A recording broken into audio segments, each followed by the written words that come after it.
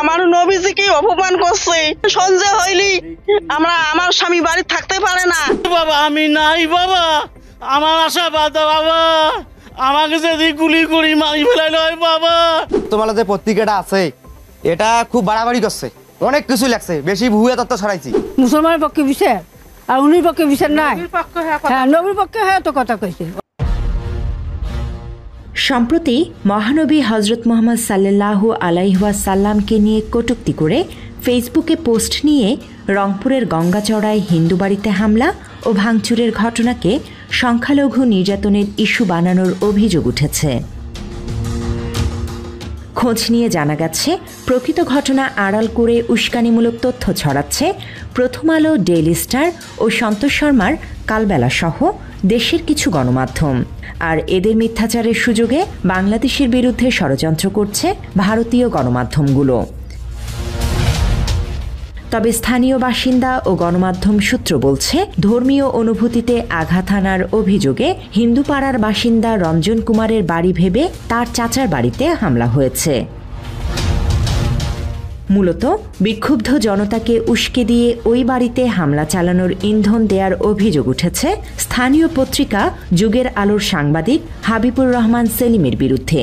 ওই সাংবাদিক নিষিদ্ধ ঘোষিত সংগঠন রংপুর মহানগর ছাত্রলীগের সাবেক সাধারণ সম্পাদক। হামলার ব্যাপারে অভিযুক্ত রঞ্জন কুমারের চাচি বলেন, মেম্বার কল করে রঞ্জনের ফেসবুক পোস্টের বিষয়টি জানান। পরে রঞ্জনকে নিয়ে থানায় যান তার চাচা। এরপরই রঞ্জনের বাড়ি ভেবে তাদের বাড়িতে কয়েক দফা হামলা চালায় ও ভাঙচুর করে বিক্ষুব্ধ জনতা। হঠাৎ করে আমাদের এলাকার মেম্বার মোবাইল করে আমার ভাতিজা বললো যে তোমার ছেলে নাকি ফেসবুকে বলে নবীজির নামে কি দিয়ে পাঠাইছি। এখন আমার ভাতিজা, আমার স্বামী আর ছোট ভাতিজা রঞ্জনকে নিয়ে থানা যায়। তারপর আমরা 300 সিঁড়ি বউ, ভাতিজা বউ 2টা আর আমি বাড়ি। ওই ঝোঁকে ফার্স্টে একদল আসিয়ে আমার বাড়ি ভাঙচুর করিল, করে চলে গেল। তারপর আধ ঘন্টা পর আর এক দল আসিল, ওই আর এক দল রঞ্জনের বাড়ি জানে না, আমার বাড়িতে ভাঙচুর করিল। অথচ প্রথম আলোর সংবাদ বলছে ভিন্ন কথা। তাদের প্রতিবেদন বলছে ওই হামলায় 22টি বাড়িতে ভাঙচুর ও লুটপাট চালানো হয়েছে। অভিযোগ উঠেছে পরিকল্পিতভাবে উস্কানি দিয়ে ধর্মীয় দাঙ্গা বাঁধানোর চেষ্টা করছে প্রথম আলো। এমন খবরের মাসুল গুনতে হচ্ছে স্থানীয় মুসলিম পরিবারগুলোর।